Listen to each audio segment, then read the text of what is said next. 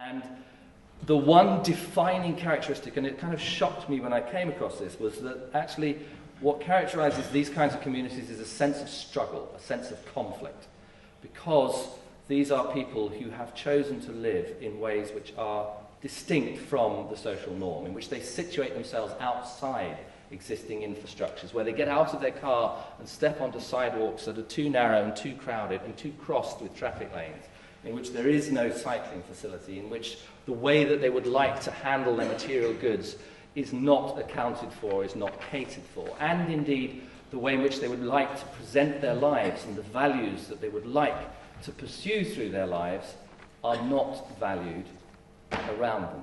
So they are living to some extent in conflict with their own social structure.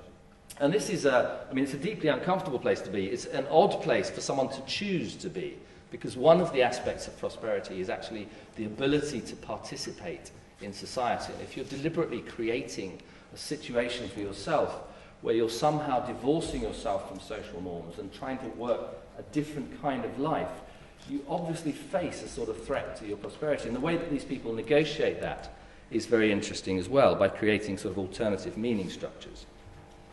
But the lesson for this, for any more general attempt to build a different kind of prosperity, is that this kind of change cannot happen without structural change. It cannot happen without different physical infrastructures. It cannot happen without different social infrastructures. It can't happen in the context in which all the consumer signals point us continually towards a moral duty to get out on the high street and shop. These social signals, this set of social signals and institutions and structures militate against the possibility of this route.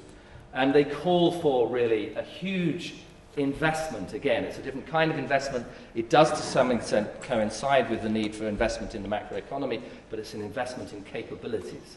It's an investment in social flourishing, in the ability to live better by consuming less, a different way of participating in society, a different way of creating the conditions of flourishing. So those again, that's no easy wins here, but it is the sense that there are places to go. I'm not going to talk too much about government. There's an interesting point about governance that we may get to in the discussion. But one of the key findings really is that government itself is deeply conflicted, and for some fairly obvious reasons, that they do want to protect ecological and social goals. They have a mandate to do so, and yet they also have a mandate to maintain social stability.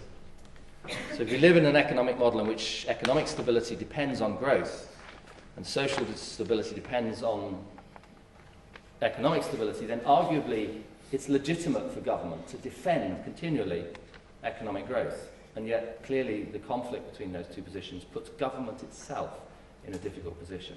And my rather heroic assumption or claim is that actually the space to change that lies precisely in creating the conditions for economic and social stability that don't demand a growth-based model. So that's a point that we can discuss in more detail. I really want to just stop there really with some final thoughts. It all comes down to three very, very simple things at the end of the day. And Prosperity with Growth's three messages are: establish the limits, make those limits a part of the architecture of the system, fix the economics, what could be more simple than that, and invest in social change, invest in capabilities for flourishing, build capabilities for flourishing, a better life. That idea of intractability, I think, is not a very helpful one. In all of the areas that we've looked at, there are avenues for change. They're not easy avenues for change, but they create a sense of possibility, and certainly, I would argue, a better place to be than one that is mired in the collapse of a system which finally has not worked to create flourishing in great, vast swathes of the population, and is now meeting its match in an economic crisis bigger than anything we've seen for several decades. So the promise of prosperity without growth is ultimately very simple, that another world is possible. Thank you very much.